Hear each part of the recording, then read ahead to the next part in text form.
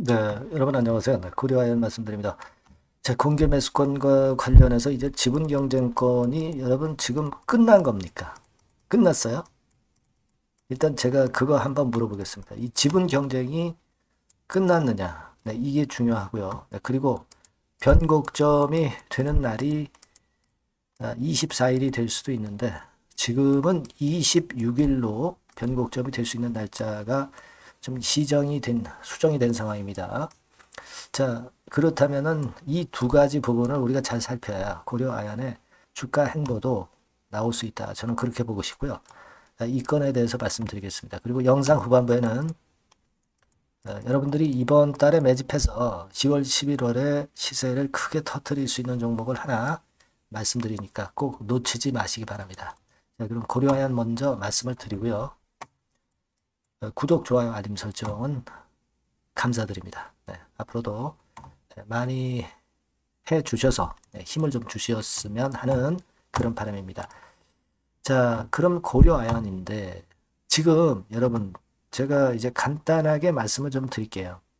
이를테면 지금 현재 지분 구조를 보는 그림은 한 두 가지가 있습니다. 네, 먼저 첫 번째로 지분 경쟁을 보는 견해는 요건인데 장시 일가가 이렇게 해서 33%, 최씨 일가도 33%, 이래서 거의 박빙이기 때문에 지금 현재 공개 매수나 지분 경쟁은 굉장히 의미가 있고 주가를 끌고 올라가는 거예요. 그러니까 아마 지금은 이 대기업들의 움직임과 그리고 뭐 국민연금의 움직임이라든가 이런 부분들이 하시라도 이제 변할 수 있기 때문에 이걸 앞으로도 잘 봐야 될 것 같고요. 네, 그 다음에 이제 두 번째 지분을 보는 견해는 예를 들면 뭐 이런 식일 수가 있다는 얘기죠. 네, 그래서 지금 현재 장시일가가 33%고 최장 쪽이 이제 15%인데 기타 부분이 48%, 요 정도다. 이렇게 평가하는 그런 지분 구조를 일단 생각하고 있는 그런 견해도 있습니다. 자, 그렇다고 한다면은 최 회장 쪽은 지분이 좀 적은 것 같지만 백기사를 할 수 있는 쪽은 이제 이쪽이 좀 많이 되죠. 많이 되기 때문에 이 부분이 굉장히 중요할 수밖에 없죠. 하나그룹 쪽 그 대표 만났다는 얘기 들리고 있고, 그리고 아까 그 보여드린 그림에서도 여기서 최 회장 쪽 표가 지분이 좀 있죠, 여러분. 그죠? 아까 보셨다시피 LG화학, 현대차 이쪽이 이제 최 회장 쪽이거든요.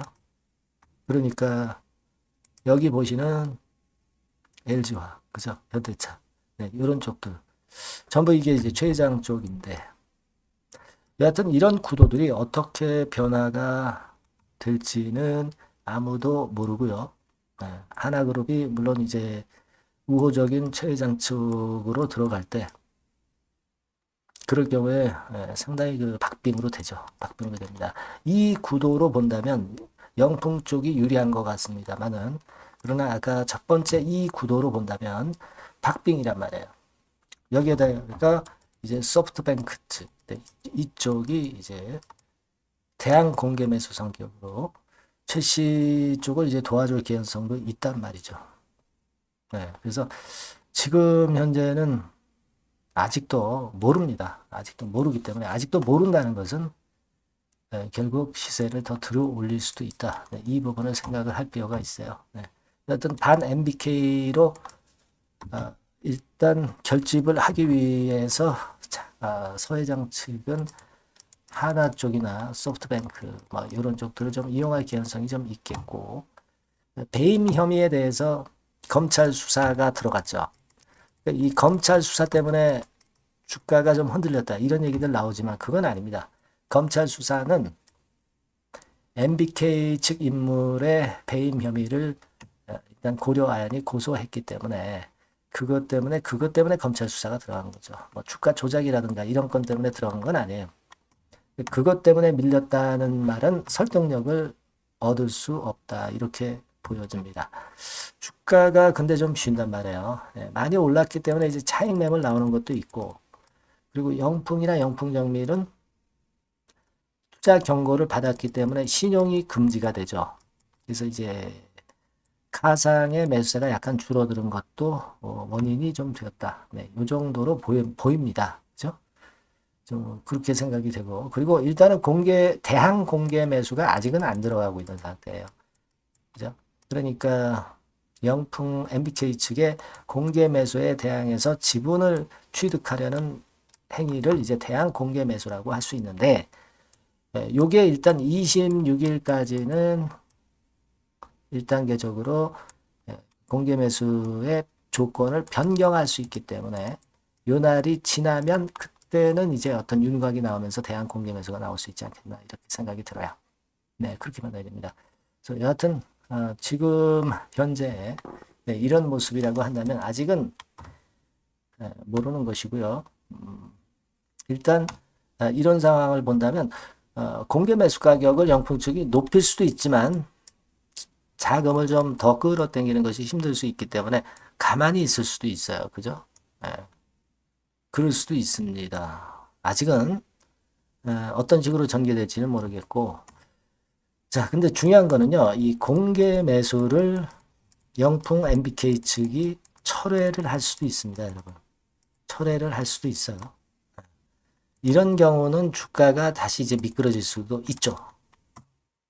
뭐 여러 가지 경우의 수가 있는 겁니다, 여러분. 여러 가지 경우가 있을 수 있어요. 여기 공개 매수의 철회 사유를 보면 제3자에 의한 대항 공개 매수가 있는 경우 이럴 때 철회를 할 수 있어요. 그죠? 이런 것도 이제 가능성이 있는 거니까 우리가 일단 지금은 나쁘지 않게 보지만 여러 가지 케이스가 변수로 갑자기 발생할 수가 있어요. 이 부분은 제가 그때그때 업데이트를 해서 문자를 주시는 분에게는 최선을 다해서 도와드리겠습니다. 아시겠죠? 지금은 괜찮지만 일단 앞으로는 우리가 그런 부분들을 살펴야 돼요. 고려 아연이라고 문자를 주시는 분에게는 이 세 번호를요. 제가 최선을 다해서 도와드릴 겁니다. 꼭 문자 주시고요. 저도 지속적으로 업데이트해서 여러분들께 알려드리고 뭐 매매가 긴급하게 필요하다면 말씀을 드릴 거예요. 문자 꼭 주시기 바랍니다. 네. 자, 그리고 제가 매집주를 말씀을 올린다고 그랬어요. 네, 요거 지금부터 말씀을 드릴 테니까 여러분들 요거 잘 들으시고 요거는 한번 대박 내보시기 바랍니다. 네, 여러분 매집주 말씀을 드리는데 매집주라는 것은 조금씩 모아가서 크게 터트리는 종목이죠. 이번에 제가 매집주를 엄선을 한번 해봤어요. 근데 이 매집주는요, 이번 9월에 매수를 해서 여러분들이 한 달 내지 두 달 내에 시세 폭발 가능성으로 미리 매수하는 겁니다. 미리 매수하는 거라고 생각을 하세요. 그러니까 9월 달에는 너무 시세가 튀면 안 돼요. 9월 달에는 등락을 거듭할 때 우리가 모아가면서 매집을 해서 9월에 미리 모아가서 10월이나 10월, 11월 달에 터트리는 거예요. 그러니까 여러분들이 그냥 지금 사가지고 바로 단타를 한다. 네, 이런 종목을 하실 분들은 이거 손대지 마시고요. 이런 정도의 계획을 갖고 계신 분들, 여기에 동의하시는 분들은 매집주 이거 한번 해보실 필요가 있다 이거예요. 네, 그게 중요한 거죠. 여러분들 뭐 단타 매매한다고 해서 그게 돈 됩니까? 따라다니다가 결국 이제 불나방처럼 이제 타 죽는 거죠. 그러니까 우리는 계획을 세워서 매매를 해야 됩니다. 근데 요번에 제가 말씀드릴 거는 이제 특히 워런 버핏형 조건에 만족이 되는 그런 종목들 중에서 하나를 엄선을 했어요. 여러분들 잘 아시지만은 이 워런 버핏이 실적이 제대로 되거나 큰 꿈이 있거나 이런 종목 아니면은 손대지 않죠. 부실한 잡주 절대 손대지 않습니다. 그러니까 버핏형 조건을 만족한 종목 중에서 엄선을 하는 거예요. 아시겠습니까? 여러분들 이거 버핏형 조건이 뭔지를 아십니까? 뭐 그래도 여러분들 좀 알고 가셔야 되지 않습니까? 매매하더라도 그죠? 네. 그래서 그 제가 말씀을 좀 드리면 뭐 이런 식이죠. 이런 조건에 합치되는 종목이에요. 그러니까 되게 이 실적으로 봐서 예전보다 증가를 하고 그것이 점차적으로 증가를 해 나갈 가능성이 있는 거. 네. 그런 위주로 버핏은 종목을 좀 찾죠. 실적주는. 그래서 요 조건에 합치되는 종목들입니다. 네, 이런 종목들 중에서 뭐 한 2, 30개 될 거 아니에요. 그 중에서 하나를 제가 선택을 했어요. 네. 예를 들면 여러분 어떤 종목이 이제 그런 종목들이 있었냐 하면은 여러분 그 재룡전기라고 아시죠? 네, 재룡전기 같은 경우도 그 조건에 부합하는 그런 종목이에요. 재룡전기 같은 경우도 그래서 이때 이렇게 급등을 한 것이 물론 이제 재룡전기입니다. 이슈도 작용이 됐지만 워런 버핏형 실적 조건을 만족했기 때문에 더 크게 급등을 해서 결국 한 6배 정도 난 거예요. 네, 실적에다가 이슈까지 이제 플러스 돼서 6배 정도 시세를 이렇게 났던 종목이고, 그리고 예를 들어서 보면은 이제 아이패밀리라고 있어요. 네, 아이패밀리 같은 경우도 요것도 그 조건에 부합하는 종목인데 여기서부터 여기까지 시세 터졌죠. 네, 물론 이제 이슈도 가미가 됐지만 네, 결국 그런 식으로 해서 한 서너 배 정도 시세를 냈던 것이 바로 아이패밀리스. 그죠? 네. 그리고 또 하나 예를 들면 여러분들 그 화장품주 중에서 클래시스라고 있죠. 클래시스 같은 경우도 궁극적으로는 화장품주 이제 올랐다기보다 화장품주 섹터에 오름세 영향을 받았다기보다는 여기서 이렇게 오른 것은 단독적인 시세를 낸 거죠. 네, 이게 아까 말씀드린 워런 버핏형 조건에 합치되는 종목이기 때문에 이런 큰 시세를 낸 거예요. 아시겠습니까? 네.